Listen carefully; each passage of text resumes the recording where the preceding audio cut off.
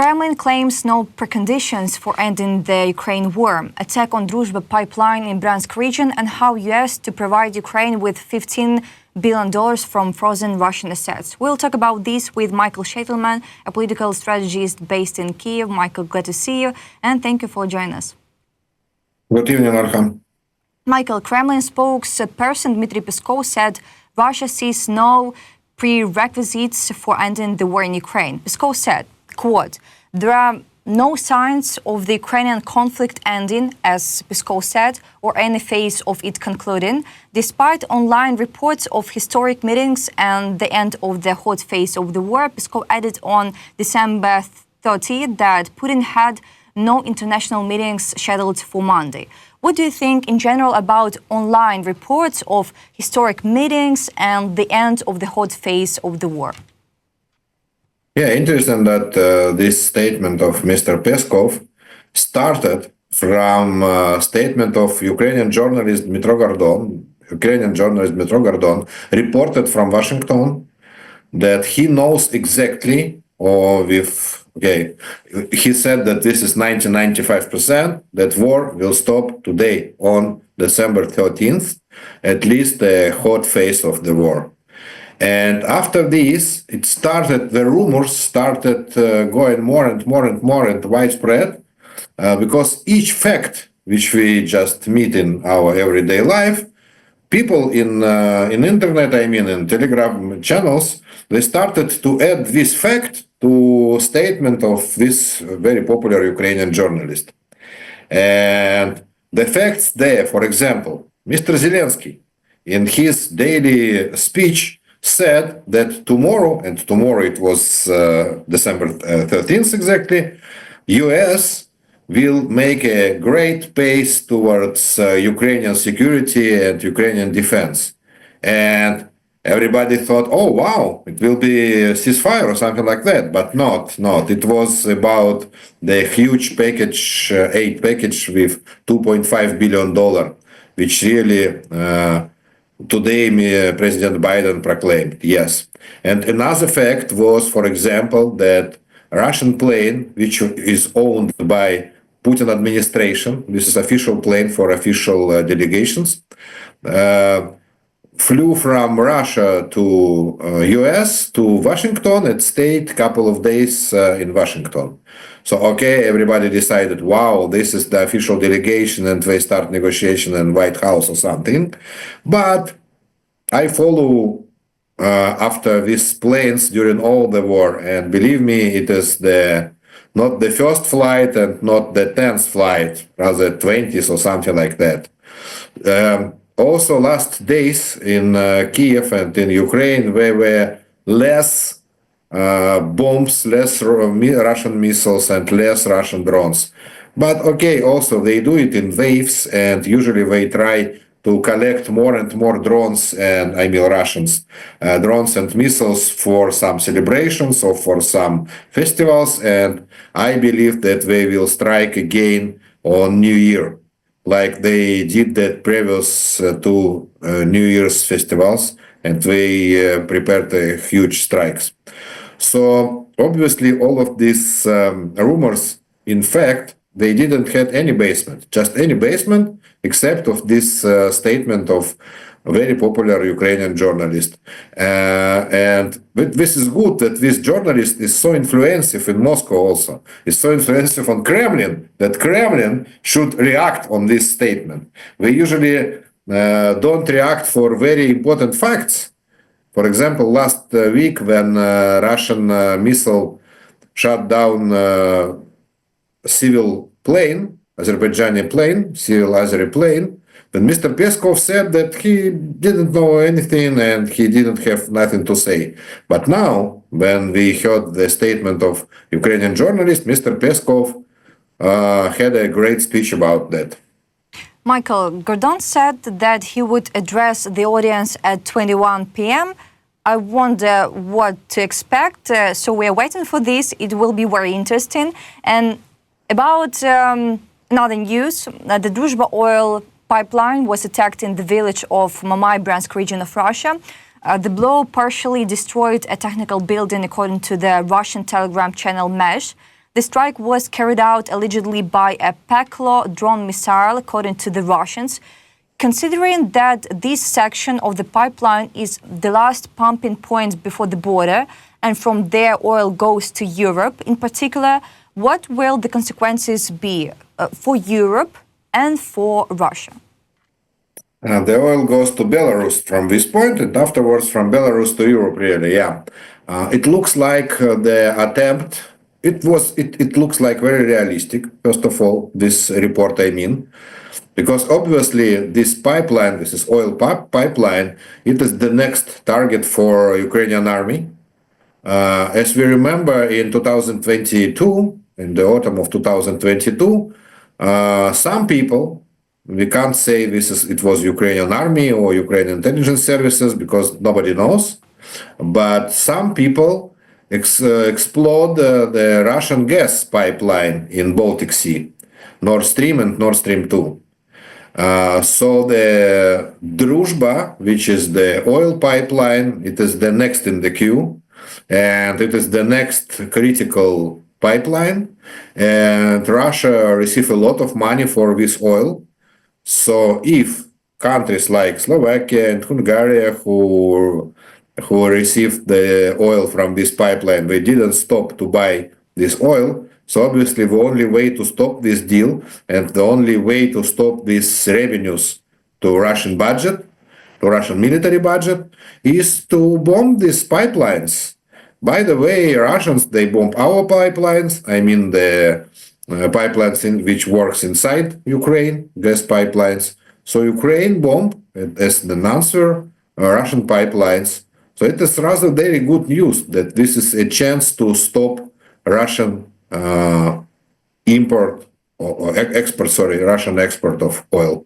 Michael, production at Russian oil refineries and oil production fell to their lowest levels in more than 10 years.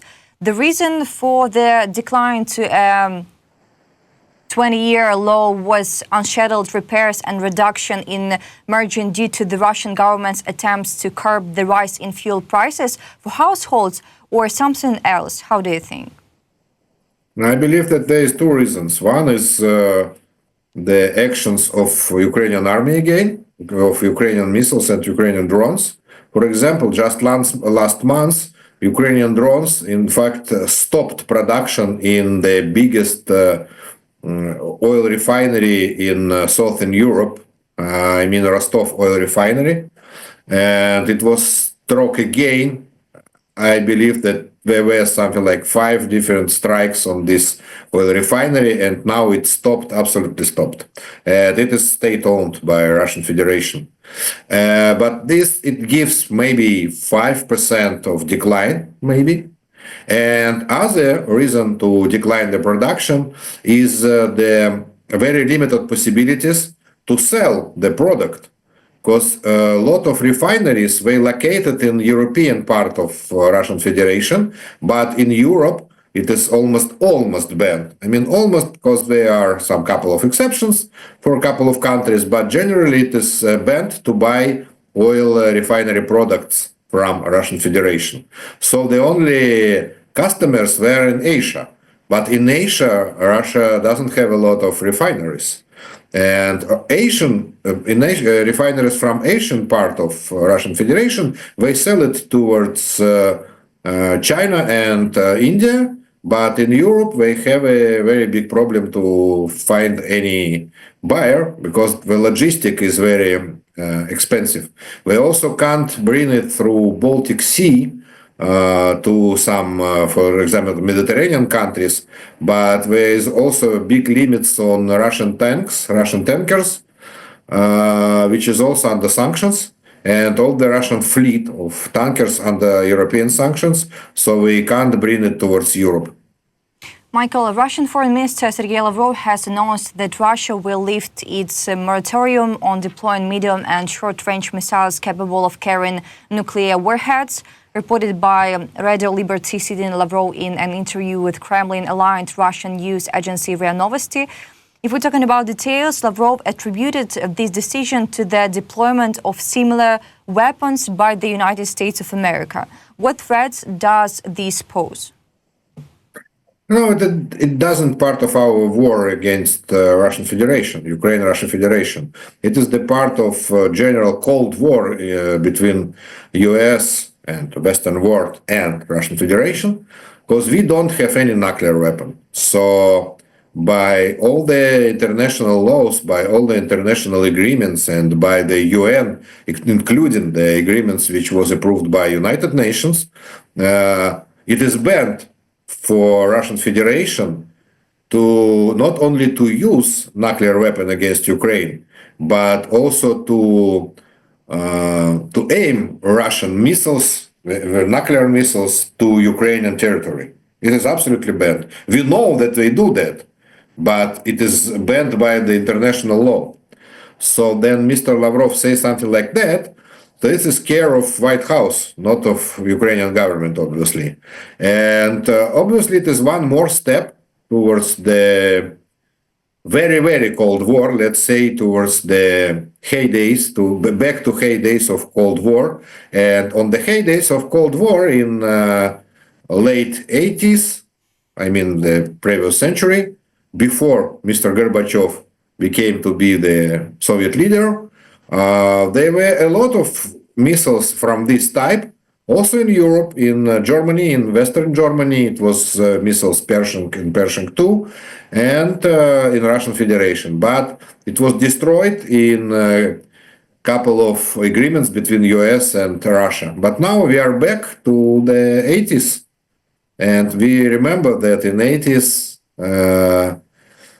that just yesterday, former president of US, Mr. Johnny Carter, has died.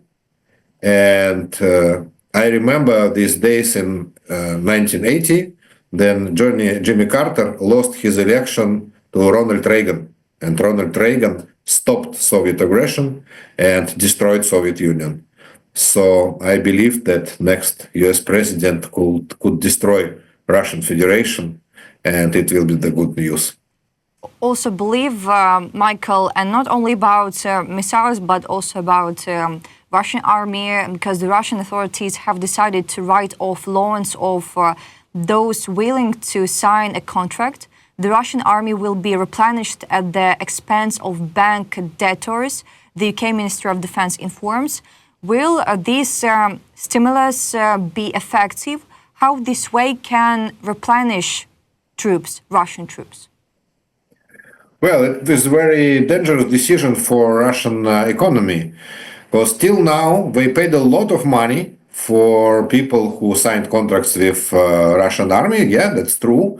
But this lot of money, it was between $20,000 and $30,000. $20,000 till $30,000 for once a person signs this agreement with Russian army. But now they are ready also to repay the debts of this person, and the limit of this debt is 10 million ruble, which means about $100,000. So now each new soldier, newbie of Russian army, will cost to Russian budget, military budget, $100,000, which is a huge amount, not only in Russia, but this is a huge amount. So the spending of new soldiers could double or triple comparing to the previous period. But why we make so dangerous decision? Because obviously we don't have enough people who are ready to sign with the previous sum, let's say. So I believe that it will bring less soldiers than economic problems, and Russia has a lot of economic problems this year and obviously next year. Michael, you remembered about $2.5 billion for Ukraine, and also the United States will provide Ukraine with $15 billion. These funds will be secured by future revenues from frozen Russian assets, according to Ukrainian Prime Minister Denis Shmyhal. He also said that the Ministry of Finance of Ukraine and the World Bank had signed an agreement to use this amount as part of the Peace in Ukraine project. What's your reaction to to provide Ukraine with $15 billion from frozen Russian assets right now? No, this is great, but this is not exactly news. This is just the formal agreement because the decision was made first of all on June meeting in Italy of J7.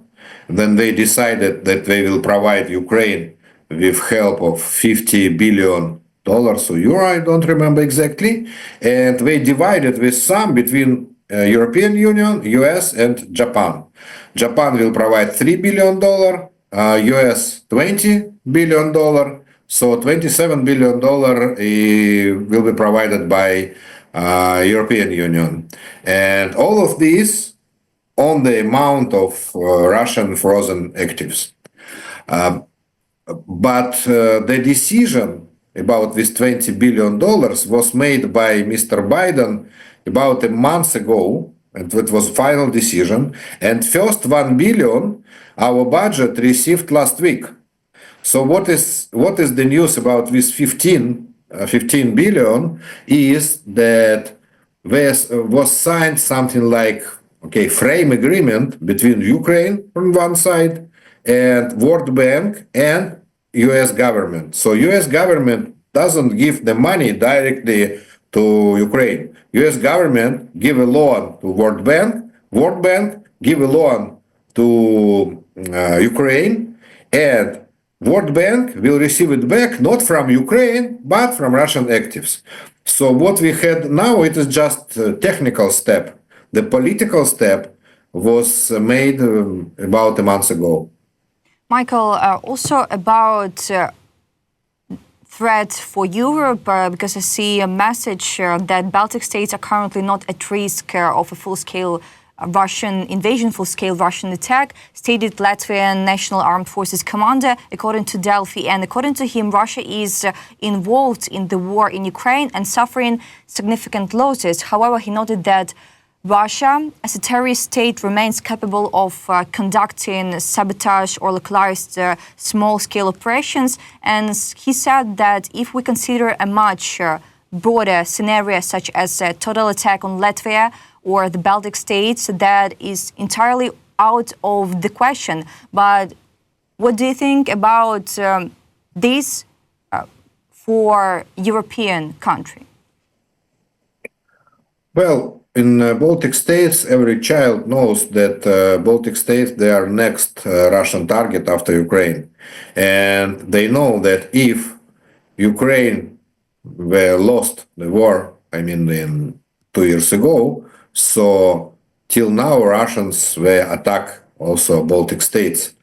But the good news for Baltic states that during these 3 years, which we have a Russian-Ukrainian war, the security of Baltic states improved, very improved, mostly because of Sweden and Finland joined NATO, and Sweden and Finland, they de facto is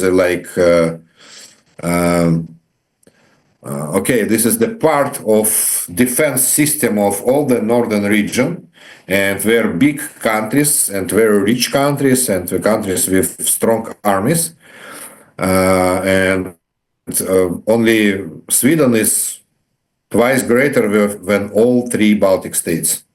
And also now all the Baltic Sea is controlled by NATO, both by Sweden, Denmark, Finland and Baltic states, and Germany and Poland. So the most dangerous was exactly Baltic Sea, because Russians, they could start their attack by the Baltic Sea with Baltic Navy.